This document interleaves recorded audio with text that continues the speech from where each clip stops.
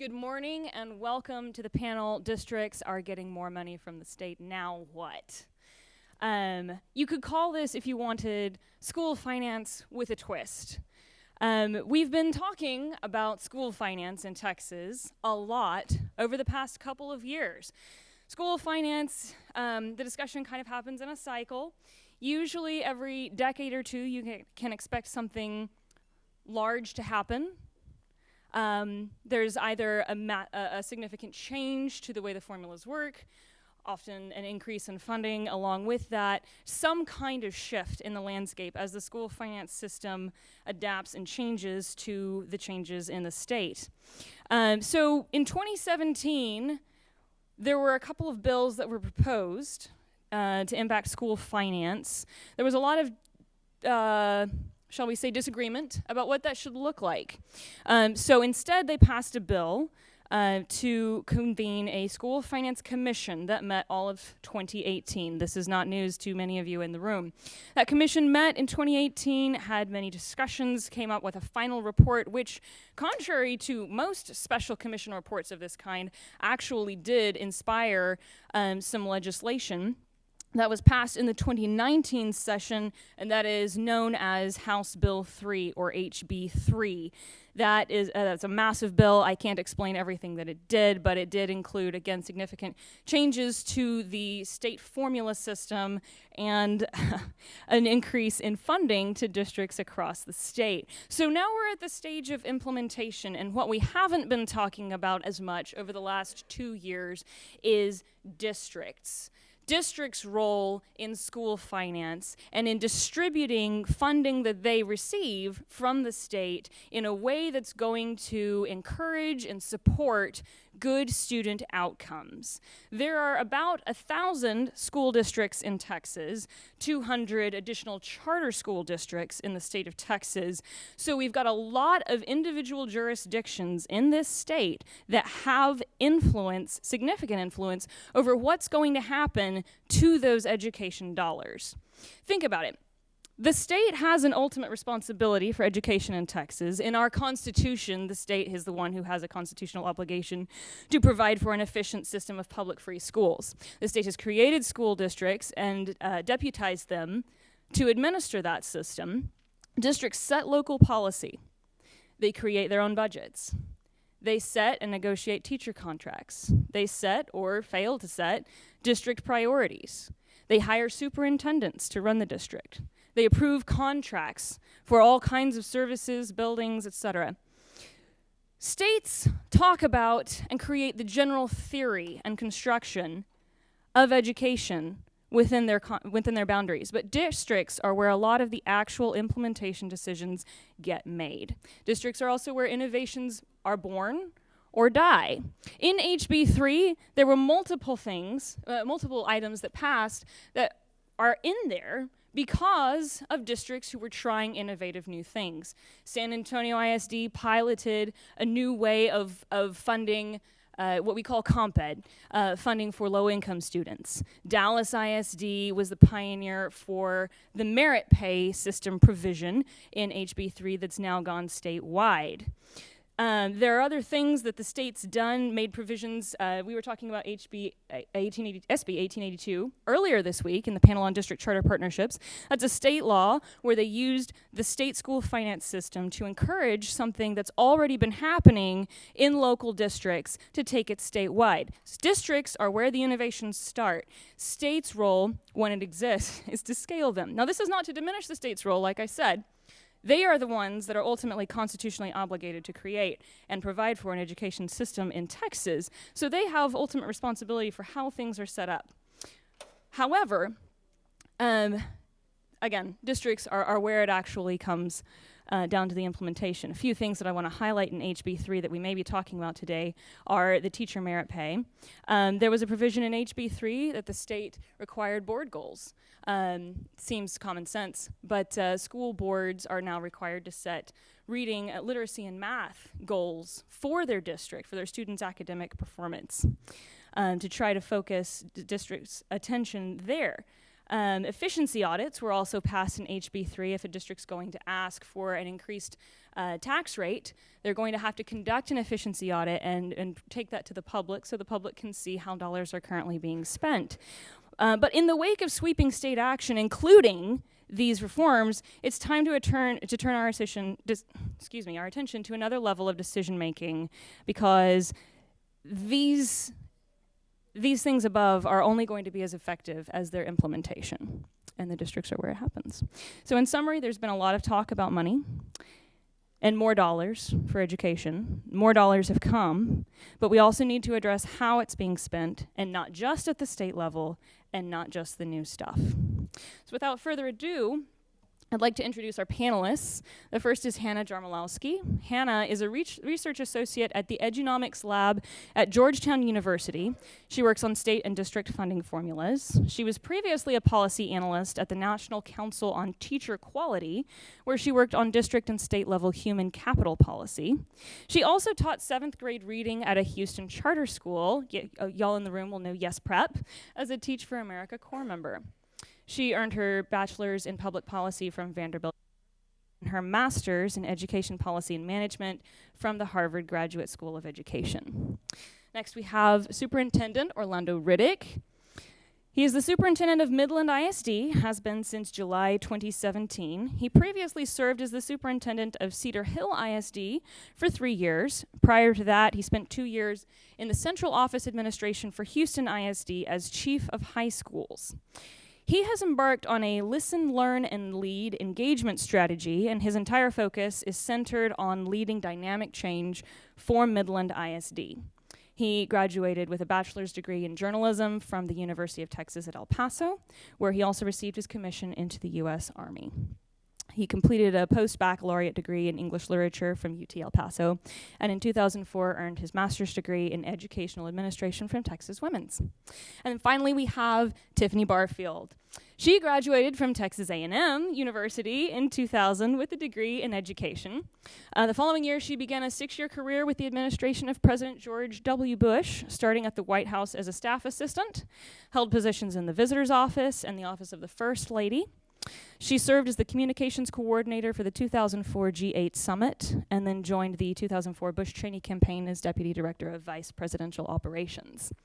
In 2014, she joined NAF, an organization focused on preparing high school students for college and career success, where she serves as the senior director of policy and advocacy. She was honored in 2016 by Texas A&M's University College of Education and Human Development with the Outstanding Alumni Award. Please join me in welcoming our panelists.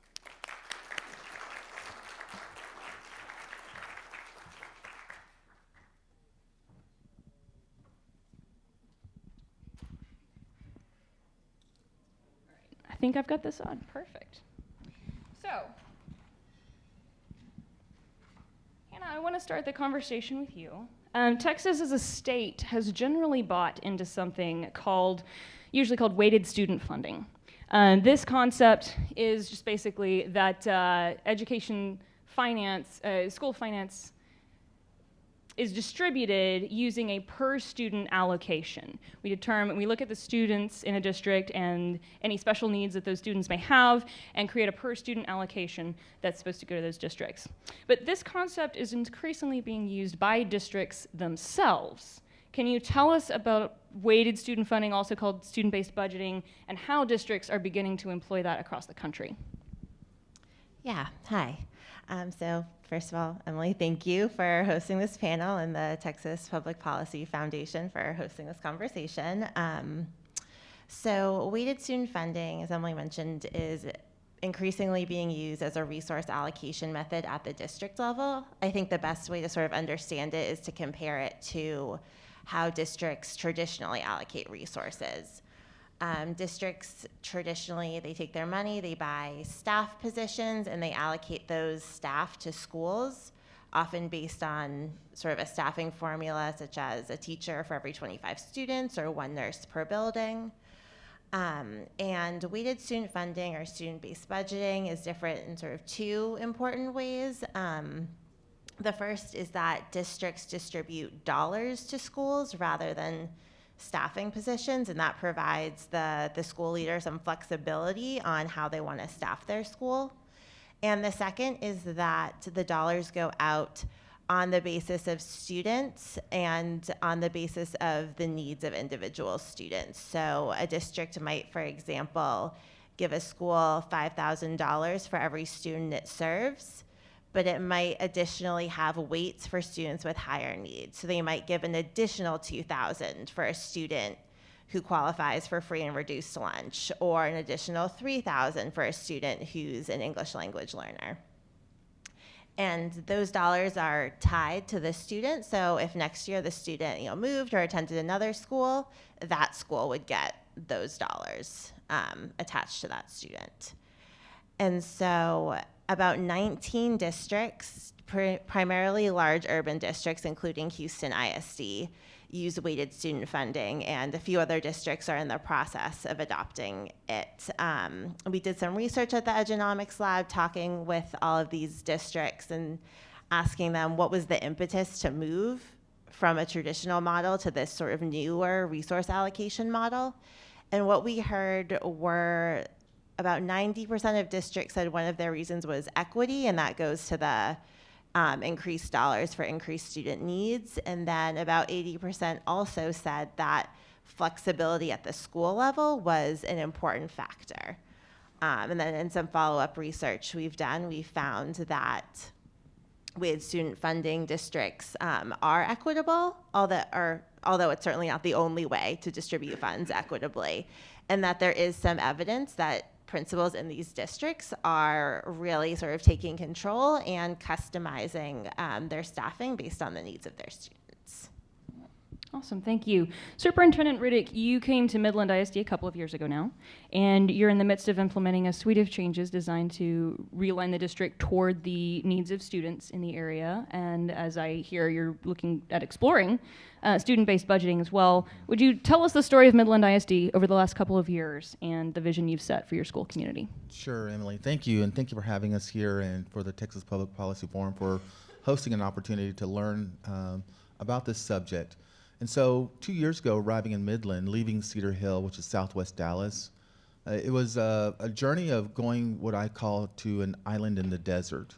And there are some aspects about the island that you really have to come and understand. If you've never been off the island, have never seen anything, what you know is what you know. Getting to the island is intentional, and living on an island is very expensive. And so taking all those dynamics in, looking at the school system, very dynamic, but it seemed like it was a system that was running uphill in sand, knowing where they had to go and what they had to do, but it was just hard, knowing all those constraints that exist around it. An example would be teachers. We're 100 teachers short.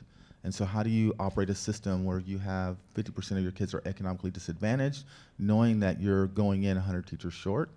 And we're also a recapture district. This year we sent $132 million back to the state. So operating on a 70% budget and navigating this entire piece, we had to go in with a strategy that how do we maximize efficiency through a number of areas. And part of that was we have to get a grasp on the financial constraint. We had to remove a mindset of poverty, just financial poverty. And knowing that we still had this goal of doing all that we could to navigate the pathway for kids and think about how we could do it differently, thinking about it on a student-based budget concept. I kind of flex back and forth between it. I use analogy that there is a dealership, or excuse me, a manufacturer in Arlington that creates a very nice luxury vehicle. But when every vehicle comes out with 4 tires. And so that's kind of like the managed part of it. You don't come out with 2, you don't come out with 3, they all come out with 4. The interior is very different. And so you can do a number of things differently with the interior of the vehicle. And that's the earned empowerment. And so we're trying to work through research and through others and consortiums on how do we drop the dollar all the way down to the student so that you understand by the number of students that come in, you can then determine what your staffing matrix could look like. We're very programmatic. A principal, an assistant principal, a nurse, a librarian, 22 kids get you this. And could we do something very different around that aspect?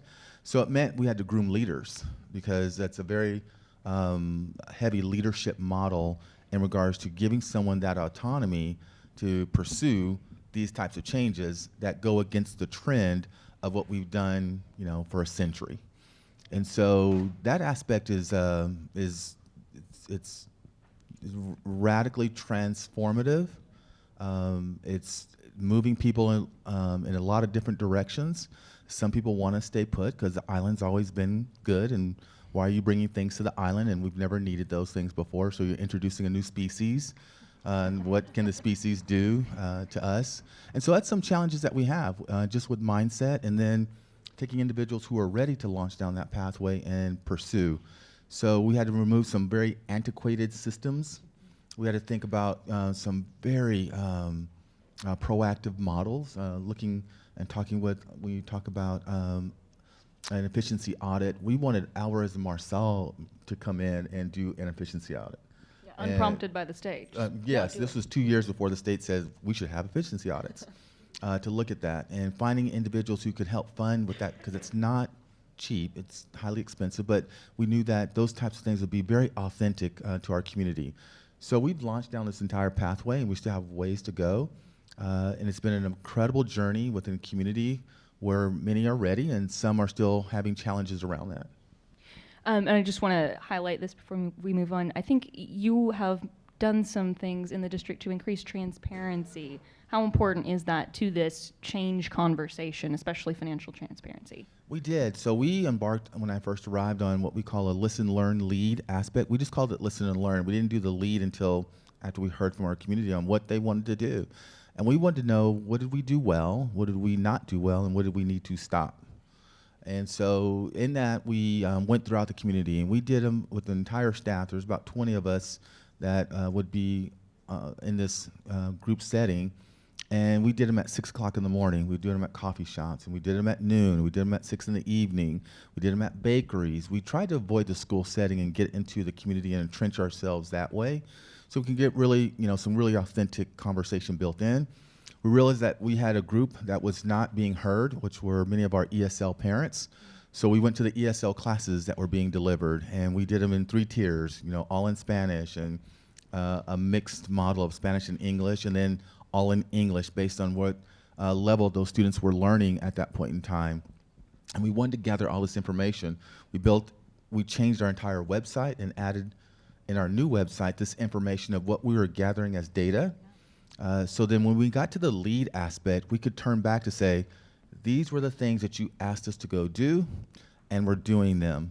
Still some challenges around that, because it's one thing to say that I want you to do that, and then it's another thing to say, well, you're doing it now? And that becomes another challenge that we have to work through on the communication side. Yeah. And ESL is students who speak English as a second language, just in case the acronym is less familiar. Of course, we have to remind ourselves all the time in this building. Our executive director, Kevin, is actually pretty strict about that. So, Tiffany, moving on to you, a district's resource set can also include its surrounding community and its willingness to engage.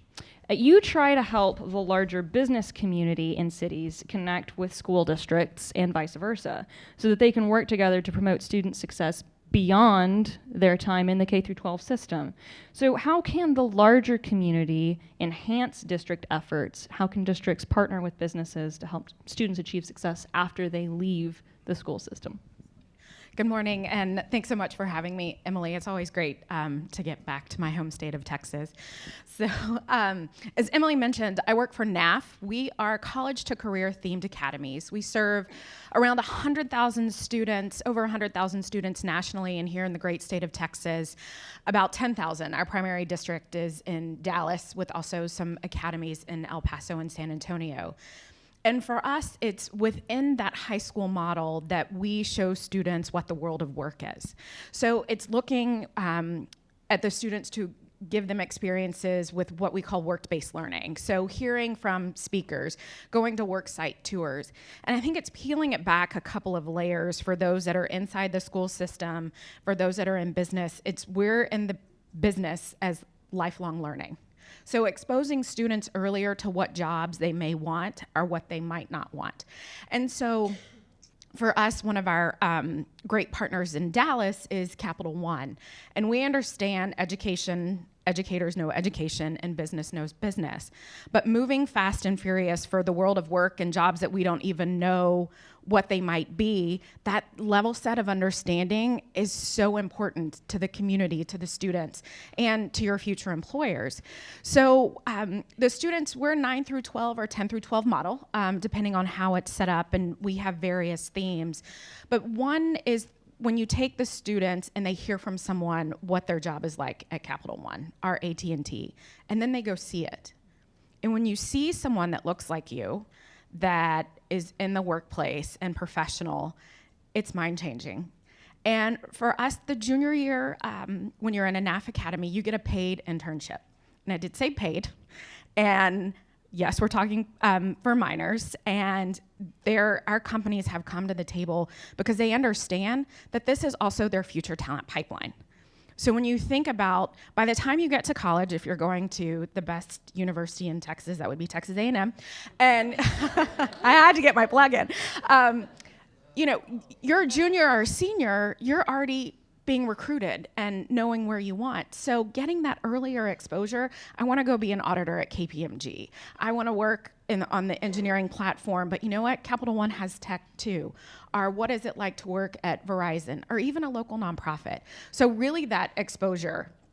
So getting to the table and the communication between districts and having, where we've really seen fidelity to the model is when you have what's called work-based learning coordinators that are in the high schools, and they understand and they work, say, with your local chamber or other business organizations to get those businesses inside the classroom and get the students to the workplace. What kind of barriers keep businesses from being more involved in school districts and districts engaging more with business? Lots of barriers. If we had a magic bullet for the communication set, that would be one.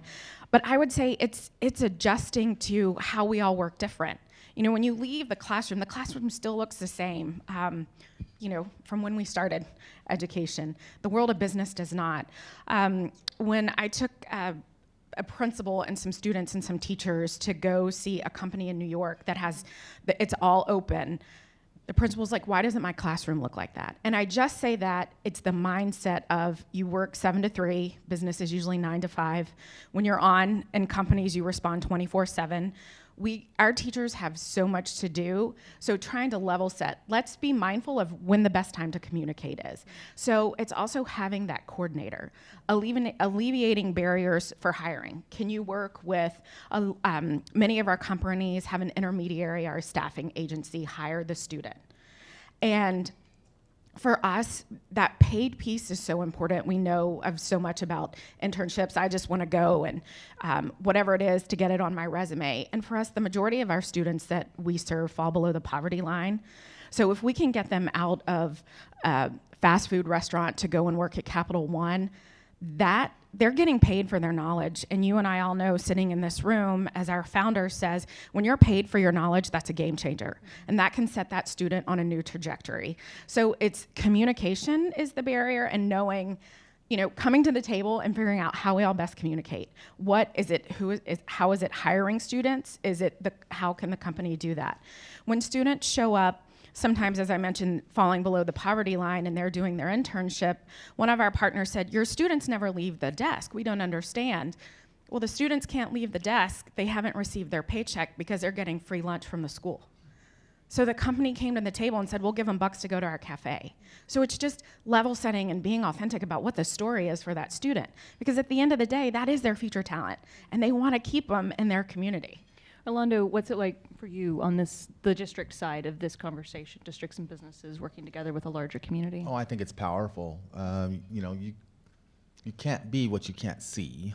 And so this whole aspect of how you remove this generational poverty or mindset of poverty and partnering with business and industry.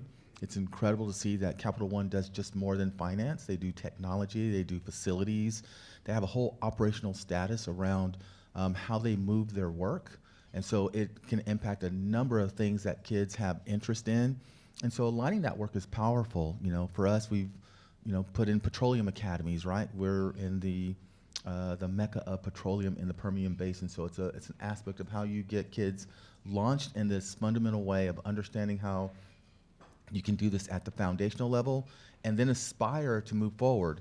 I think soft skills, kids need to know 8 o'clock means 7:45, right? Doesn't mean 8:15 and I'm kind of on time. So how do you, get kids to understand that dynamic and that collaborative aspect of working with team members in an open concept? And you have this voice action that you can put together, and you don't have to be what I call on death row, meaning you're in rows in a classroom where industry says you've not modified what education looks like for centuries. It's still a chalkboard or some kind of technical piece at the front of the classroom that displays information. There's still an adult who stands in the front of the classroom, and kids are in rows. So how do you remove that entire concept where industry is flying, fast into our future, and our schools have not progressed as fast? And so this partnership of understanding and learning and driving forward is essential, because I get frustrated with industry saying kids are not ready. And we can't count on kids to be ready. And I think kids are ready. We just have to put them in a position to see what ready looks like and dive all into it. I'm a former English teacher and I love the classics, but it doesn't mean that you have to stay in the classics. You should expose kids to an array of things. And conceptually, I just think if you have kids who want to go into finance, those kids should be cohorted with a teacher who has this understanding of finance. So if there's an English teacher who has that, those kids should be coming into that English class, learning the language and the writing and the literature of finance that way. And same for engineering and culinary and all subject matters. Their teachers should be aligned with an understanding. So when they go into industry, into these internships, it's not new. They're prepped and ready. That actually leads well into another topic we should discuss here, which is outcomes. How do we determine as a community, as a school district, which outcomes are most important for our students? If we're trying to align district resources to achieve the best outcomes for our students, how do we pick those? I start with getting kids to the threshold and letting kids have great options on what it could look like once they cross. And we often talk about college and career and military ready. And many industries are aligning themselves that way. You cannot go into an auto dealership and deal with a car that has 12 computers in the car and a technical manual that's written at a very high level of language without being college ready. And I think kids need to have that type of exposure to think about what it looks like. Nothing against McDonald's. I think it's, you go in, you own it. I think it's great. Entrepreneurial aspect, it drives kids into the university. But my kids don't have to be the one frying French fries. I want my kids to really explore what it could look like to drive. And so those outcomes need to be based on what I call the profile of a graduate. What are the things that we feel and honor and value that kids should be able to walk away with? Can you be articulate, well-read and well-written? Can you navigate numeracy in a way that allows you to be proficient and excel? And so what are those aspects that we see from a student and measuring what those outcomes look like? The state measures things, but I don't think those are the only things that should measure what that looks like. So we have to come back and peel the layers back on what is our community value, what do our parents value, what is business and industry value, and can we put measures around those to navigate kids towards, so when kids step into the arena, they're ready. Emily, if I could add, Yeah. Within exactly to what you're talking about, we have an assessment after the student does their paid internship, and that's assessed by the industry leader. So we know that there's real value in there because did Orlando show up on time? Did he work great with the team? Did he complete his project? So assessing those soft skills that we all like to refer to as almost the power skills, because we know how fast the technical skills are changing at such a rapid pace. So it's having that assessment around the student and how they completed their paid internship, which I think enhances the value of having that well-rounded graduate when they leave the K-12 system. Hannah, you've seen districts around the country implementing this sort of student-based budgeting, aligning finances to meet the needs of students. Have you seen any districts addressing the outcomes question with any kind of definition or anything that we should add to this conversation? We see, just a lot of sort of traditional measures like test scores, and so I don't know. And so I think districts are still focused on that, but something that we are starting to see, and this is maybe a little more state level, but this is something districts can certainly utilize, is the Every Student Succeeds Act is requiring that states publish what is spent at each school in the state per pupil. And Illinois, for example, and some other states are doing a really good job of putting that together with outcomes and allowing people to see how much money is spent, what outcomes are students deriving from that in sort of graduation rates, test scores, attendance. And so I think the conversation about outcomes always has to include sort of a finance lens so we can see how much are these outcomes costing? If we're spending money, are we getting these outcomes? Which leads beautifully into efficiency. Y'all are helping me out so much here. So we're talking about outcomes. We're also talking about spending. The intersection between spending resources and the outcomes we desire is the definition of efficiency. It's where resources and outcomes meet, is are we doing a good job or not? So Hannah, is it possible for school districts to become more productive, and is it possible to measure that? It's definitely possible for school districts to become more productive. I think, although in general, the correlation between spending and outcomes does not tend to be strong, but it doesn't have to be that way.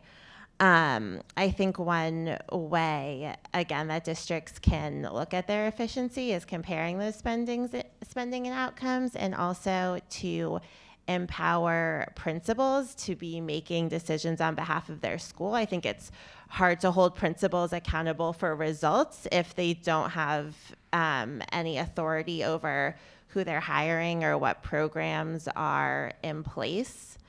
And so I think giving principals that power and then holding them responsible for the outcomes, because the principals are right there. They know their kids. They know the needs of their buildings. We've seen schools that are very similar demographically spending money very similar ways, getting vastly different outcomes. So rather than sort of having a prescribed best practices model, I think giving power to the school to figure out how to become more efficient and get those outcomes is something that districts can do that can be really powerful for students. And you were mentioning principals earlier, Orlando. What role are principals going to play in this? How are you able to build up that talent pipeline of principals able to take on this added responsibility? Because that's a bigger job description for them.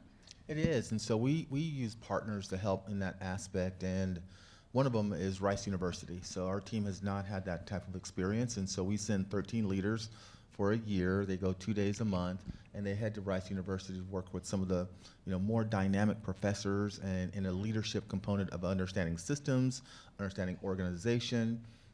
I take in the mindset of the principal and what is your campus culture like. So we have a campus culture rubric to determine are you establishing the right culture on your campus for your community? How are you managing your budget? Are you spending the money? Because the design of the budget is to be spent now and not saved unless you are expressing to me things that you're thinking about saving for.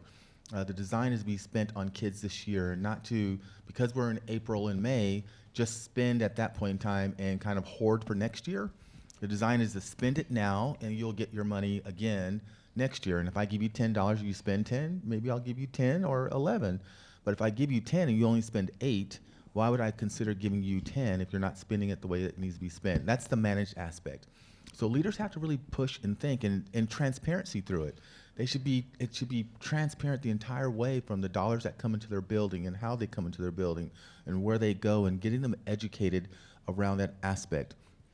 I find that when leaders are ready to ascend in their role through promotion, the one area that they always talk about that they have a deficit around is budget.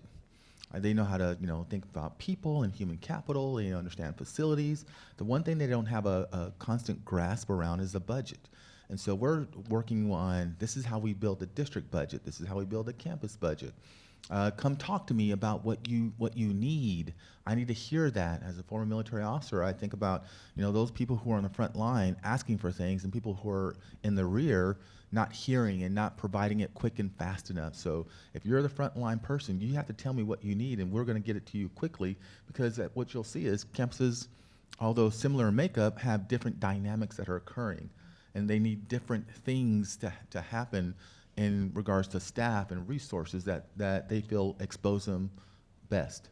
And I imagine transparency and communication between the district and the campus administration here is vitally important. Something you said stood out to me, because the state and agencies can have this issue sometimes. Agencies get allotted a certain amount. If they don't spend it, their budget might get cut next year.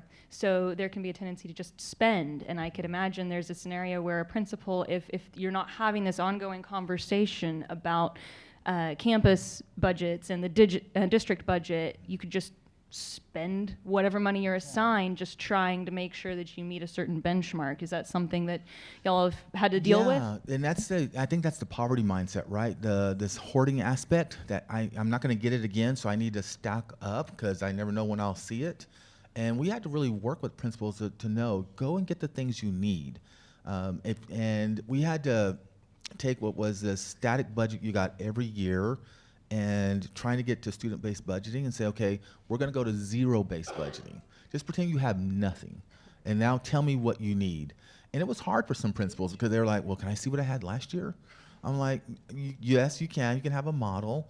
Then I had principals who were like, oh my gosh, I'm asking for the moon.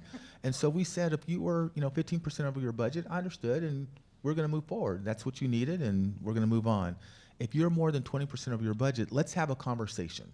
Help me understand, your why behind it, so that we can move forward in understanding. I had principals who were 1,000% over their budget, and we had to, okay, let's scale back and let's think about what now, and what's a need and what's a want. So let's start that type of conversation, and how can we progressively get you where you want to be based on what you're asking for. And every department had to go through this, and they appreciated it, because one, they had to start to get to really know their budget. Two, I could see who really understood their budgeting. And another aspect of getting to autonomy was, the right culture, and do you have the right academic rigor being established? Can you manage money well? Because once you get autonomous, I'm not gonna just give you $300,000. I'm gonna give you $30 million, in essence, to run your school. And you decide how you want to spend it. You decide if you want us to come and clean your building, and you want us to feed your kids, and you want us to transport your kids. Because if we're not doing that well, you can go get it anywhere. Now, the island's a little different. There are only so many service providers who can take care of those things. So we have to be able to do those things well. But a leader has to have that mindset built in, that I have to manage all these things, and I can do it without you.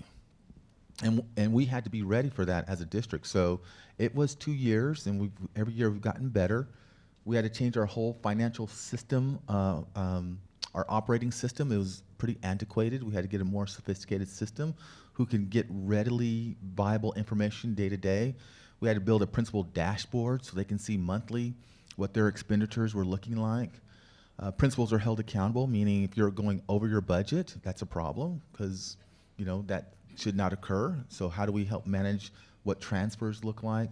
So just navigating all those pieces so that we can get to this, it's almost like a hybrid of a portfolio model. So leaders could see, I could get to this autonomy and really begin to lead my campus in a way that I felt worked for me and my community, and I can stay entrenched here at the campus level and do it well. Yeah.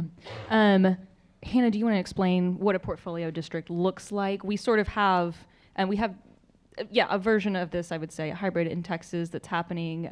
The system of great schools, which was discussed earlier this week, kind of reflects that, but would you explain what a portfolio model is? Sure. A portfolio model, again, several districts, especially large urban districts like Boston, are using a portfolio model where they'll have within their district, so it's not sort of an outside charter or a private school. There's schools that have more autonomy than a traditional public school. They have a little more control over who to hire, what programs to put in place, and sort of several other freedoms that traditional public schools don't always have. A lot of times they'll choose leaders or school leaders who have been really successful in the past and say, you're doing a great job here, take some autonomy and see what you can do for kids. Orlando, I just want to highlight this for the group since we were talking about district charter partnerships earlier this week. You're empowering principals within your district to create their own autonomous or mostly autonomous campuses within the district, as well as bringing in charter partnerships or inviting some district charter partnerships to exist as well. So kind of pulling from the best of both worlds, if you will. It is, and that's kind of our hybrid. We construed what we call a call for quality schools. Now, the whole concept around that was if Hannah ever thought about she wanted to run and build a school, and she was a teacher in the audience, could we actually allow and build that concept up for her? Many charters start that way, right? Kip and Yes, it was a leader who said, I want to build a school, but I want it to be different. And could we actually do that internal and not release it and keep that model built within our system? So we do what's called a call for quality schools. You present your business plan, and then we determine whether we can finance it or not. And that's an internal exercise, and it's an external, a national call as well for individuals who work on talent and programs and whole school models to bring their concepts to the table and bring their business plan, and then there's a whole due diligence around what that could look like. As an example, we built a Young Women's Leadership Academy, designed homogeneously for just girls. We have no space and no building, so not only are we a recapture district, but we're growing 2 to 4% a year. We have no space. And so as ideas are coming forward, we really have to think about what space looks like. So we had to build modular buildings on the play area. Our schools our acreages are pretty good size. So outside the playground area in the open field, we built our Young Women's Campus. It sits in a modular building. The hope one day is to have a building that they can actually walk into. Right now, that's what it looks like, and it's grading up every year. So we have to think about what that commitment looks like when we think about leaders who are ready to take on this world of autonomy, as well as operating in the system itself. And it's really not the leader where the work has to be built in. It's not at the top. Let's say the leader's at the bottom. It's all the people in the middle. It's all the people who have done this work the same way every year, every time. And what do you mean you want this? And what are you talking about you get this opportunity? So it's informing that middle tier of how the work gets done so that they can release an old mindset. Awesome. This actually sounds so empowering for teachers. So can we talk a little bit about opportunities that districts can provide for teachers, this being one of them? What about, and I'm going to throw the wrench in this, which is what about teacher raises? We're talking about school finance here, using money effectively. The states said that some of the new money has to be used for teacher raises, but right. What about teacher raises? How should we approach those? And how can we provide teachers with opportunities while also making sure we're providing great outcomes for the community and fulfilling a responsibility there? Big question, I know. Orlando, Hannah. So what I would share is that we've got to rethink our model. We've built what we call a teacher scale, and you make this, and every year you make that. We have a new generation that's walking in, and when that generation comes in, a young millennial, to know that it's going to take you 30 years to make $60,000, I don't know if I can commit to you for 30 years. And so there's this transactional thought that occurs that I can give you this time, but I'm going to be leaving. And so we have to really think through what teacher talent looks like and effectiveness. And how can we take what Dallas does in a teacher effective model, and how can we take what teachers deliver every day and come up with a concept of how do we keep teachers in a classroom so that they can make as much or more than a principal, and you can stay in your teaching world, and you don't have to transition over to administration thinking that's where the money is, because that's what I have to do. I have to leave and go into industry, because I have highly competitive industries around me that want this teacher talent, especially in the hard sciences and math, to come across and go into oil and gas. And so we have to really think about what raises look like, and it took a minute for the island to address that, because we were not providing teacher raises, and we were not thinking through teacher talent and where that was and where the money should be drawn. Does a PE teacher make the same as a third grade reading teacher? What does that look like? And so coming with operators who are outside of our system, they're going to push our thinking as well. They're going to bring their playbook into the district for us to learn. They're going to learn some things about what we do on top of that to include how we handle things financially. But it's going to push both systems to get better and think and address what teacher talent. If you're talented, you should be paid like talent. There's a real role for the districts here, because as we've seen during discussions about school finance at the state level, this isn't really something that the state can do well in a way that works for all districts, all teachers in all districts. So it's really going to require the districts to create what works for their community, for their teachers, and make sure it's designed and aligned in a way that meets their needs. Yes, and just to interject, and that's why finance is so key, right? That's why the efficiency is so key, and getting industry and business involved with that is so key, so that we can drive the entire platform in a way that really honors the profession, because the profession has the edges are not as sharp anymore. It's been lost. Like, anyone can teach. Mm-hmm. So having to bring back the idea of the profession for what it drives is vitally important. Tiffany, I want to hear from you, and then Hannah, I want to hear what you think about teacher raises, how those can be done well. Go ahead, Tiffany. So not so much around the raises, but the innovation and what's going on in the classroom. And we've had our teachers say, I want to have an internship like that. So we've, again, partnered with Capital One to offer externships to teachers so they can see what it's like for what they're preparing their students for.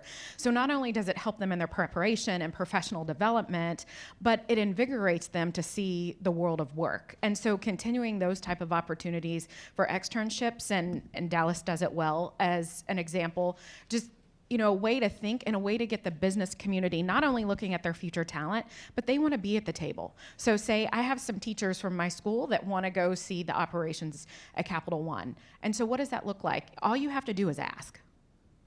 Awesome. Hannah, teacher raises, how can we do them well? Thank you. So I think there are a few things that districts can be thinking about when they're thinking about teacher raises. And the first is if they're doing an across-the-board raise, which I know is what part of the money has to go to, it's thinking about districts will typically do a 5% across-the-board increase, and that increases salaries for teachers they're typically later career, higher paid teachers who tend to be at whiter, more affluent schools, which starts to create an inequity because those students are having more and more dollars spent on them, and students from lower income backgrounds or students of color are having fewer dollars ultimately spent on them. It also sort of balloons the pension debt. So if we're thinking about across the board raises, we can think about a dollar amount across the board, say $3,000 for every teacher. That can also help those sort of early career teachers who are struggling to make ends meet, stay in the profession. And we can also be thinking about, again, human capital is the vast majority of the dollars that a district spends. And so the human capital strategy sort of is the financial strategy, is the student outcome strategy. And so doing things like giving extra dollars to teachers in hard to staff schools or positions can increase equity and can also sort of increase outcomes for those students. if we're getting sort of better, more experienced teachers to move into those schools and bring their talents to move the needle for students. And this is one of the reasons that, just building off of that the state, I think, found the model in Dallas ISD to be so compelling, because Dallas had created a system which did create a real financial incentive for experienced teachers, the best and the most passionate in the district, to go to campuses that needed that passion and those skills the most. And that hasn't always existed, doesn't exist in most districts across the country. So the state set up a framework for districts across Texas now to build their own system that can create that sort of encouragement for teachers. So we're real excited to see where that leads.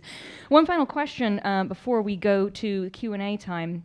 What role, you mentioned pension costs, what role do legacy costs and pension costs, legacy costs is of course something that was decided in the past that you're going to have to keep paying in the future, and pension costs are the biggest category usually of legacy costs. What role do legacy and pension costs play in the discussion of what you're, of allocating school resources now?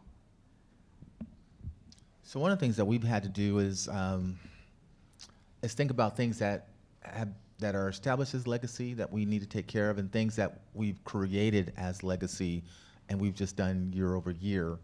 And what does that look around strategic abandonment? And going in, we've had to sever some 30-year relationships. And we had to do it because it was a one-way street. And I equated it to people who, in a relationship, when you've been with someone for 30 years, in the initial stages of those relationships, it's very fun and flowers and everything come. And in the 30-year, there are no more flowers, there are no more special notes. And they just forgot how to be a caretaker for what they did. And I brought in a higher standard of an expectation. And so we had to sever some legacy relationships. And it's all about strategic abandonment. If it's not doing what it needs to do to be optimal for schools, because we have schools that create, which many of your kids and grandkids and nieces and nephews have, which is called parent effect. My little girl was listening to music, in vitro. I mean, we were playing and reading, and when she came out, there was music playing and books and a library already established.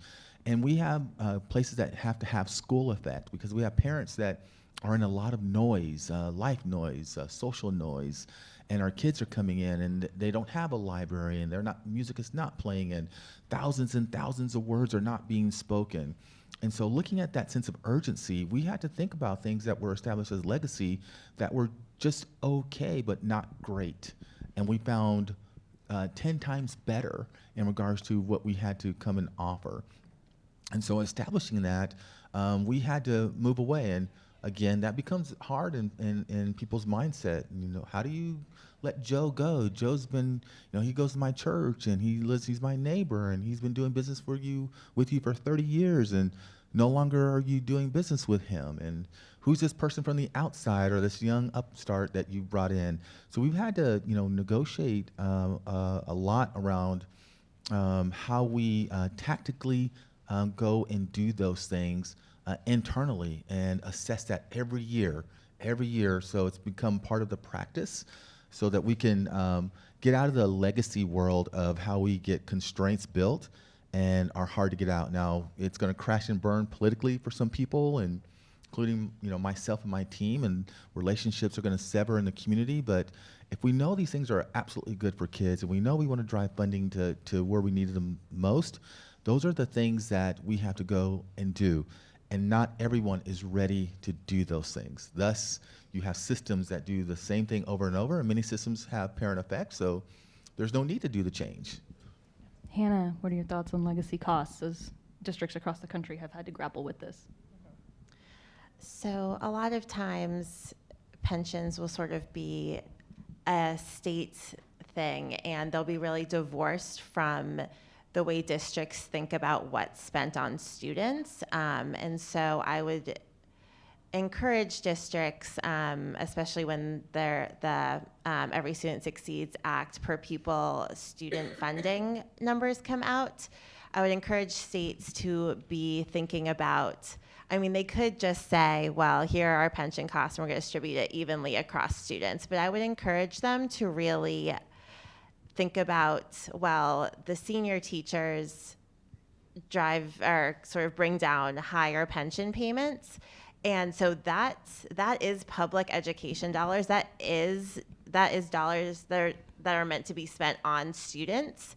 And so I think combining this and understanding that the pension payments for these teachers are a part of what's being spent on students at schools can sort of help districts see what the true cost is of things like salary increases.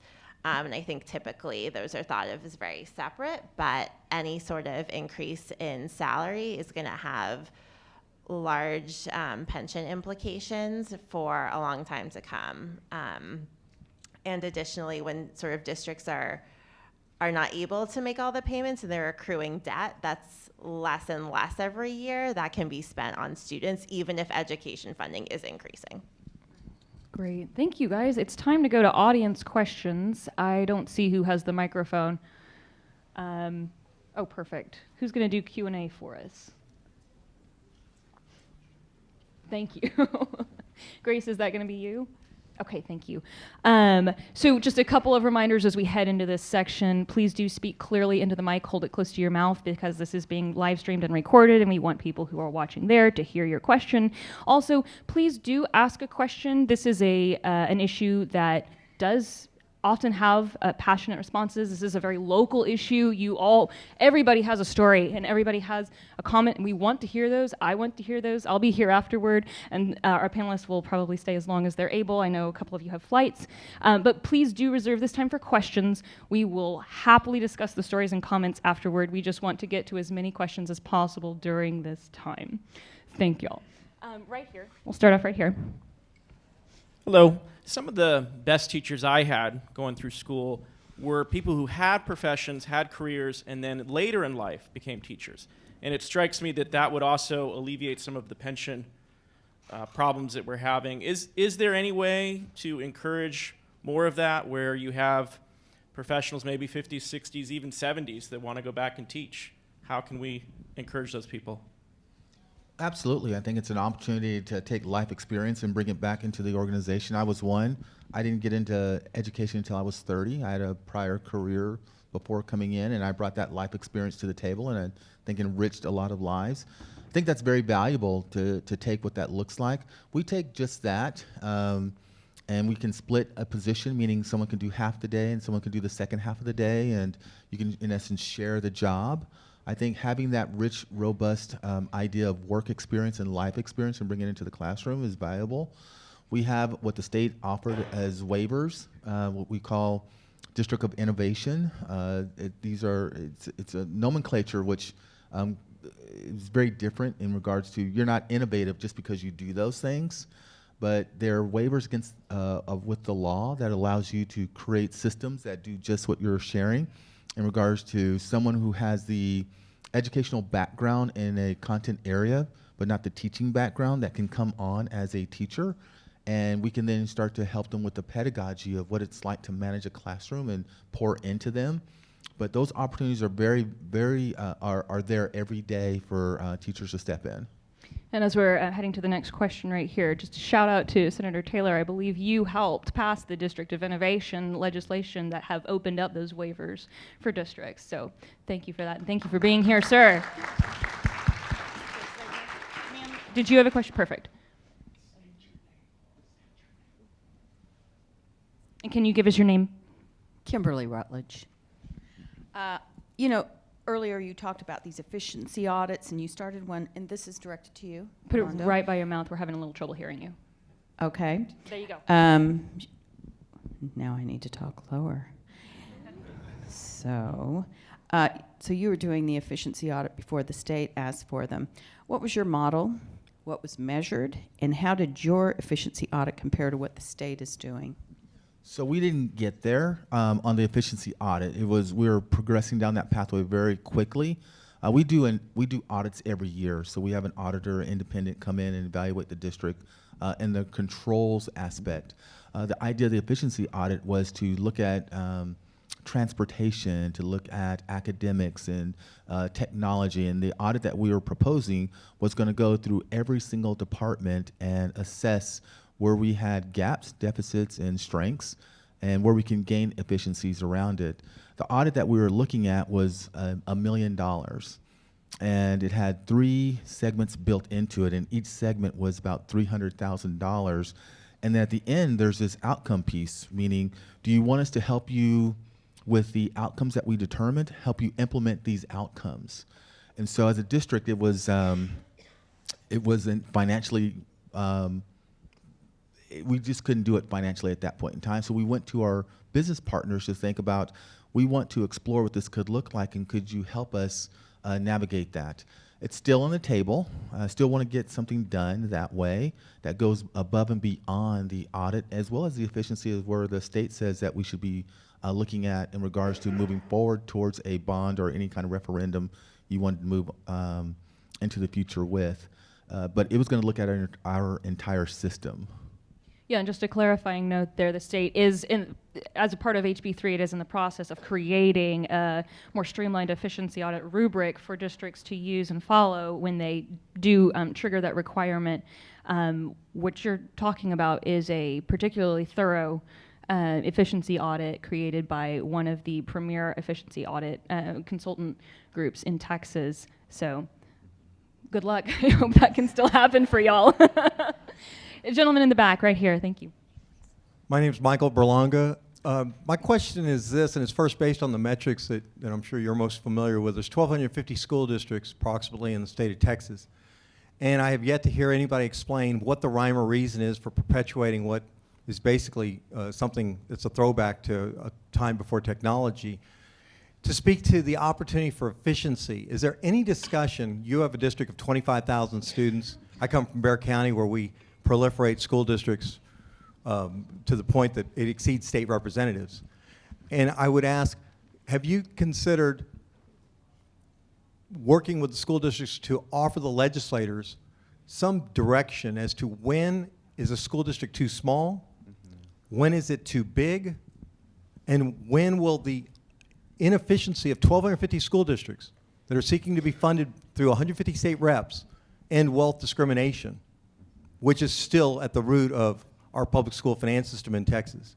I know it's a complex question, but I think you probably are best to tell us in the trenches of representing a district that is geographically probably larger than Bexar County, how you can do it with 25,000 students, and yet we're inefficiently over districting with 17 districts in Bexar County alone. Right, and I think that's a very complex question and statements historically that we've had to address, and I can't answer that in regards to districts that are so small, meaning you're in a rural area and you only have 300 students, and districts that are so large, which I worked in the largest, where you have 200,000 students. And you have 45 high schools versus someone who their entire footprint, elementary, middle, and high school, are in one singular location. I think geographically there's some challenges that exist around what that could look like. I think when we, I'll use my specific example. I have Ector County ISD. Where the Friday night lights do exist, and they still do, between Midland and Ector County, Odessa, around a lot of things where we get along and we don't get along. I think there's some things that 2 innovative leaders who are there now, who one I very much admire, who's in Odessa, can help transfer what that could look like through some efficiencies. The idea of would we ever come together as one singular district would be a challenge. And I think there's some challenges that go financially with what that could look like, and where the state might have to be able to address coordinating those things. I think we're a little ways away from what that could mean. And I see your point, but there are going to be some challenges in our future because we've coordinated and built it this way for so long. Could we bridge and build more singular districts coming together? And would that, in essence, help create some efficiencies?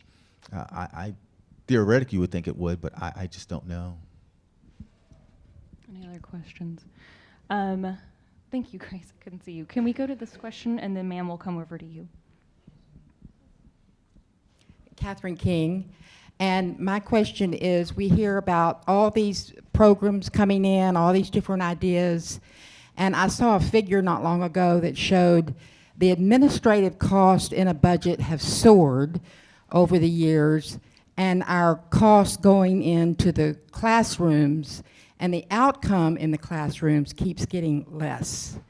And I'm just distressed about the lack of concentration on appreciating, helping teachers, understanding the children that are in our districts, and what are their needs, because these programs are not necessarily producing the outcome that so many of our students need.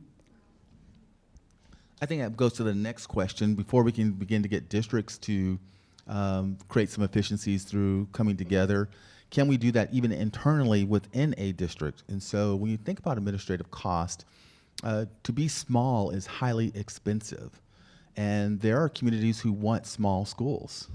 And you have to pour all those resources in when you're a small school. So if you have a school of 300, does it have a principal? Well, high administrative cost, because then a school that has 3,000 has a principal. And so can you consolidate those 300 to go into another campus? And districts are taking that challenge on within communities. I would tell that, you know, although the pay is highest at the administration, the percent of administrative cost on a budget is not the highest aspect that sits within that. I would tell you that more districts are pouring more resources and funding into their people. As an example, we pay 100% of the medical benefits of our staff. And so we're pouring more resources into what that looks like to ensure that staff has that availability. And when we think about raises, the people at the highest get the smallest amount of raise. The people at the lowest get the largest amount of what a raise could look like, knowing that, you know, there's still a high raise if you do 2% of someone who's making $100,000, but we're ensuring how we can help manage what that looks like so the resources can go where they need to be the best, which is at the people who are at the front line, challenging it the most. And I would just add to that, I think, or the way I'm sort of thinking about it is a little less, I think there are some schools that can spend a lot on administration, and if they're getting great outcomes, then maybe that's what's right for them. Maybe they have an amazing AP who is doing great things for kids. Assistant principal. Yes, sorry, thank you. But I agree, if we're not getting the outcomes, then it's definitely time to rethink it. Although a little less focused on sort of where the money is going, I think there are different ways to spend money that can produce good outcomes. Like you said earlier, districts, even with similar student populations and similar levels of funding, can get vastly different results. So they've got to find continuous improvement. Right, and so when you think about a school that has parent effect, low economically disadvantaged number of kids, so you have more wealth, do you have to have as many constraints and help and support versus a student or a campus that has 80% economically disadvantaged? You have to pour more resources in administratively.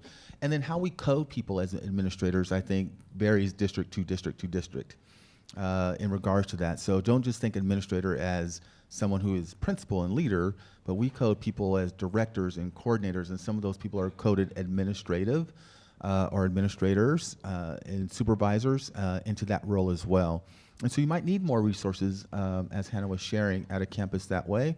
And when you're small and you're doing something very targeted and very strategic and innovative, do you need more resources to pour in order to launch and lift that and carry it through and sustain it along its pathway? So it sounds like a good approach might be, if you see a higher administrative percentage, okay, is that administrative bloat? Maybe. Let's take a deeper look and evaluate. Right. Okay. That's the efficiency audits help you make those kind of determinations. So it's just not static that there's only two in regards to what that should look like administratively. You get a good sense of why you have 4 there and why you only have 1 or 2 in another location. Great. Ma'am, you had a question. My name is Fran Rhodes, and I have what's probably an unusual and certain unpopular view of use of school funding and resources. I'm old, so it's been a very long time since I've been involved in public education, and I've spent the last 3 or 4 years as a taxpayer stakeholder trying to understand school finance, understand what's happening in my own district and other districts in Texas. And I've discovered 2 things. One is that the popular view in terms of school funding is that it's never enough. It doesn't matter how much money we add, it's never going to be enough. So first part of my question is, do you agree with that? Is it ever going to be enough? And if so, how much is enough? And secondly, I wonder if the reason that it's never enough is that our schools have become so specialized. We have special programs for so many things. In my district, I discovered there's like 28 different cabinet level positions at the administration that oversee some special thing that happens somewhere. We're also pushing students constantly farther forward. High schoolers are doing college work, middle schoolers are doing high school work. We have all-day pre-K now. So are we losing sight of basic education, like Catherine mentioned, and are we pushing kids too fast and not letting them be kids? Thank you. Wow. Well, thank you for that. I was with someone recently who shared that they were in a car that they drove from Dallas to Austin, and on that trip only touched the steering wheel 3 times. So we're in a world that's moving so fast with technology, and that was a Tesla that person was driving and plugged it in and did his thing. Now, that's not me. I want to touch the steering wheel because I think there are some back to basic aspects to it. And I think there's some back to basic aspects that you are wanting in education. And I think that's the root of where we were, because there's nothing better than a teacher. There's no program. There's no other resource better than a great adult in a classroom. And I think there's some challenges around what that looks like. I think as we progress further and further, we want our kids to explore more and more. We want to take manned ships to Mars, and we want to get kids ready for what that world could look like in their future. And we want to give kids who are ready that opportunity to do college and high school. And fundamentally, does that create some equity around access for what that could look like? And I think that's a component as well. We know early on there are challenges where there are kids who, in their home, they need more school effect. And so we need, I believe in full day pre-K, an opportunity for kids to go and learn. And this is not, we got to take nap and we got to do some things. This is about how can we really get your academic stamina built so you can be level set on the playing field for readiness for what that could look like. I believe that we do have some specialties, and when we start going down that pathway, do people, as they go through their learning, become subject matter experts? And do you want that person to be on your team to navigate that? And I think there's some compromise that has to exist within that. Because what we're seeing now is that as we progress further and further year over year, there's more of an ask, and there's more capacity that you have to take on. And there can be a capacity overload with an individual who's taking on too much. And are you going too thin? Do you need to go deeper?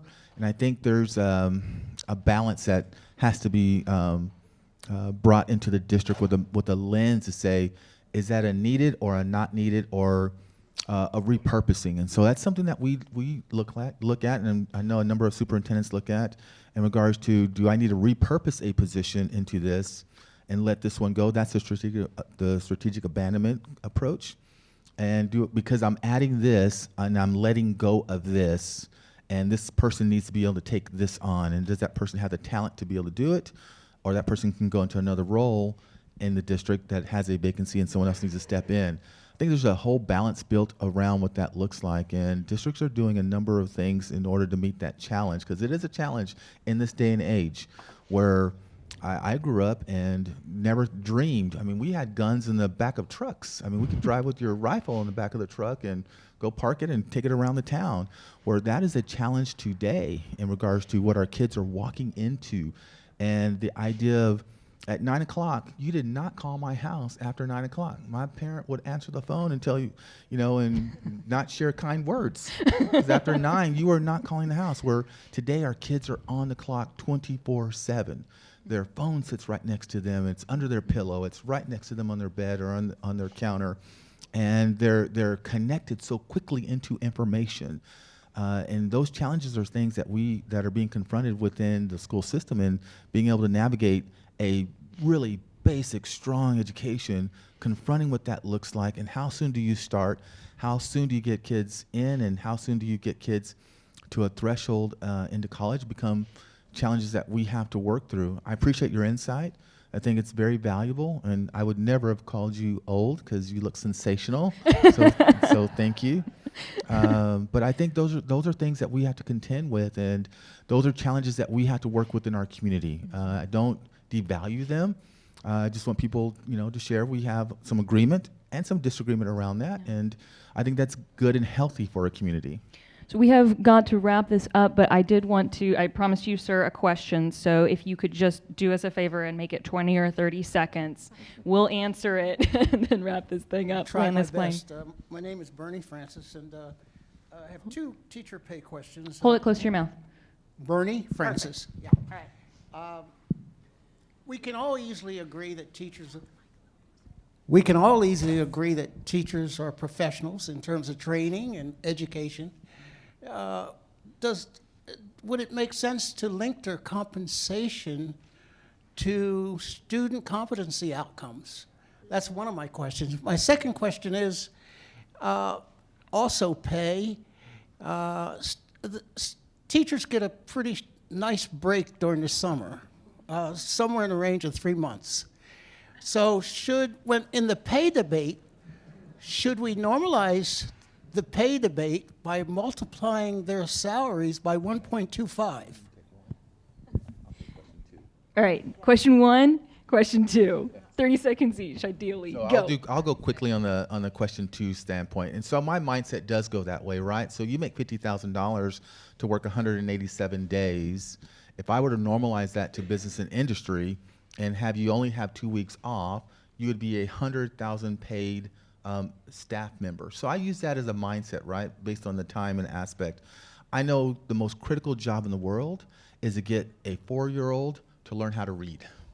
That is the most dynamic thing that could ever occur in someone's lifetime, right? That you can take all these letters and conform them into words, and these numbers into figures, into concepts, incredibly hard. And so I understand that aspect. So I bring that lens to the table, and I understand the value of what that means. I understand that you need time to decompress and take that on and regenerate and learn to tackle that for the next 187 days. So can a calendar be done differently in order to address what that could look like, so you don't have so much of a lag when you take those 2 months off and get kids started again? All right, question 1. That's great, thank you. So question 1, I think that if we're thinking about your strategy, your student improvement strategy is your budget, then yes, I think people can debate about the right way to go about it, but I do think it makes sense to tie the dollars that you're spending on compensation to student outcomes. If I can address question 2 for just 1 second. I also sort of think that we can use financially those summer months really strategically. I think sometimes there's the idea that you have to hire another fully loaded FTE if you're having a problem, and that's so expensive. What you could do instead is say, our kids are really struggling with reading. Why don't we pay a current teacher we already have a stipend to go ahead and do a reading boot camp over the summer? And that way you're not sort of paying another full salary and benefits load. Hannah, I'm so glad you mentioned that. I know Senator Taylor, this is something that's close to his heart. That is something that HB3 included, so that y'all are aware, some dedicated funding for summer programs for low-income students or students who have English as a second language, so that they can catch up, and you aren't just trying to shove more RTI, response and innovation, basically remedial training into the school year, but give them a chance to do that and give the teachers a chance to continue that student's education and get hired for a month during the summer. As we close, I just want to remind us again of something I quoted at the beginning, which is the Texas Constitution. We, the people, have authorized the state to create, have charged the state to create a system of public education. And the states have charged the districts to be part of that implementation process. So I want to remind us that good changes do not happen without support. And a district's vision is always better when it is created with the community it's going to be serving. And bad decisions are best stopped early and by citizens who have already been involved. Transparency is possible, improvement is possible, but transformation of our public education system is going to include and must include transformation of districts. Would you join me in thanking our panelists?